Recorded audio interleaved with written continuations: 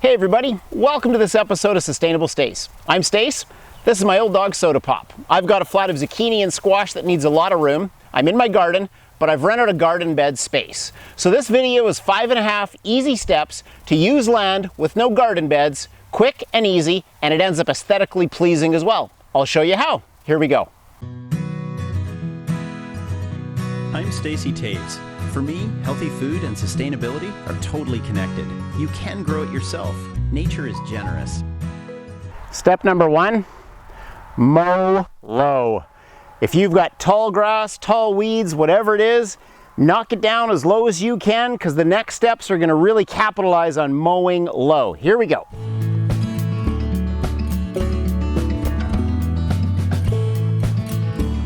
Okay, we've mown the grass. Now we're going to set up a working irrigation drip line. That's step number 2. This irrigation line at the top is going to have an on-off tap, and at the bottom it's going to have a bent over stop so that it can't keep on flowing, and the drips are every 30 centimeters or every foot.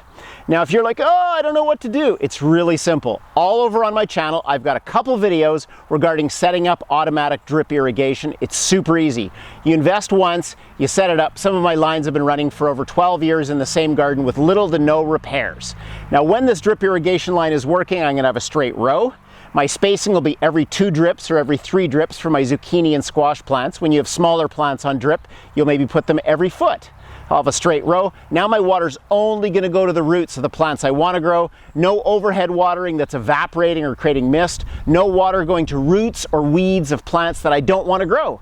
So let's set this up and get dripping. In this case, I've got a working line. I'm going to add on the line that's going to the squash zucchini bed. I'm just going to put my attachments, my couplings on, and my adapter. And with that joining up, all I do is clamp this one on, clamp this one on, and now my choice is simply my on-off tap to turn on and turn off the water that's going to that line. That's all it is. I pull it out straight and cut it to the right length at the end of where I want my bed to be. So in the foreground, I've just put the stone, which represents the end of the row that I want to have, and now I'm just going to pull out the line and make it straight.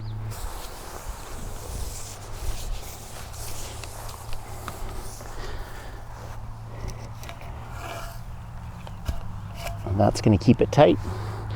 Now I've got my line and I know where my row is going to be.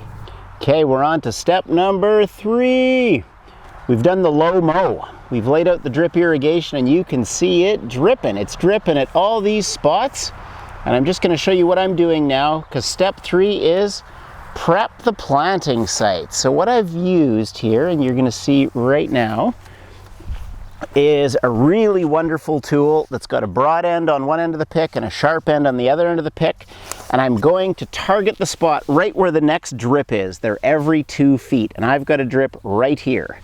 So what I do is I just break up the soil only in about a 1 foot square, because remember, this is like we're reclaiming land. I break up that spot right where the drip is because that's right going to be where my plant's going to go, and I'm careful not to hit my irrigation. So I've got my perfect line. I know right where the water's going to go. And when I take out my roots from weeds or grass or anything that's there in the field that I'm reclaiming, I'm just putting that into my wheelbarrow. Now I'm just using the sharp tip of the pick and loosening it up so the roots of the squashes are going to be able to easily penetrate. Now when that's done, there's still another step to do, and I'll just take you right there. We're going to go over to this other wheelbarrow. This wheelbarrow has fresh compost in it. And this fresh compost that was made from last season goes right into one of those freshly prepared holes. So it's been picked, then it gets a full shovel full of that luscious stuff. Here's another load of it here, right into that hole. There we go. There's Soda overseeing progress. And then we go straight into here, and you can see I've got my flat of plants, and we're going right in to planting. So I'm at the spot right where the drip is. That's the critical part. The water's coming down right here. I'm just digging a nice little hole. It's all soft, it's been picked, it's full of nice compost. I'm taking, in this case, my butternut squash start that I started, digging it in really deep. I want to sink those roots below the depth of the pot it was in, so that when I push down and get a nice depression in the soil, the drip is going right on top of the roots. And I know now that that's totally going to have water, while nothing else which wants to compete with it has a chance of getting any water. So we've done step 3. We've prepped the planting sites and filled them with nice rich compost, and we've done step 4, which is planting. So we've mown low, we've laid out our irrigation line, we've prepped the planting sites, we've planted. Step 5 is the funnest because it's the one that's going to control this space so that nothing else can compete. Here we go on that, step number 5.5 still to go.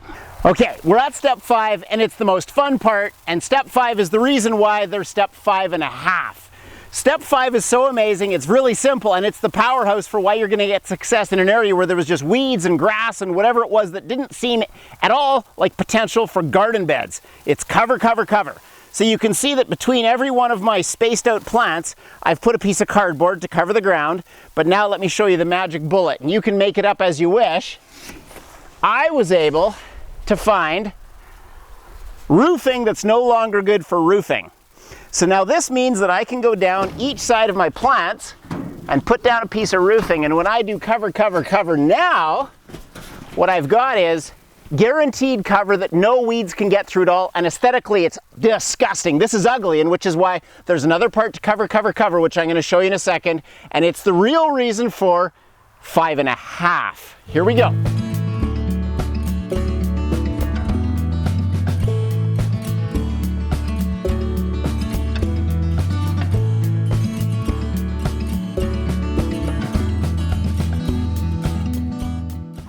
Guys, this is where I started, sitting right here with my flat of squash in an area that was totally untended, no garden bed, and look at us now. Think about those 5 steps we've gone through.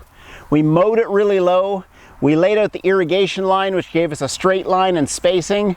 We prepped the planting sites as our 3rd step, then we planted, and then we put down the ground cover. Cover, cover, cover was step number 5. Cardboard between, roofing down the sides. I covered it with mulch. Everything was free. And so with that free ground cover, how many weeds are going to come through galvanized roofing? How much moisture is going to escape from galvanized roofing, right? It's not going to break down. I just keep top dressing it like this, and I'll always have a place with a drip line under there to grow anything I want. I've made my own garden bed. And that's so magical. That's why it's step 5.5. The happy dance. Yeah, buddy. Now, 5.5. Yeah, the half is the happy dance, guys. You got to celebrate. If you want to follow along with this a little later on my Instagram at Sustainable Stace, or subscribe on YouTube where you've been watching, just enjoy, have some fun, and go reclaim some land and grow some veg where you never thought it was possible before. I'm just going to put up a before and an after picture, and I'm out. Have a good one.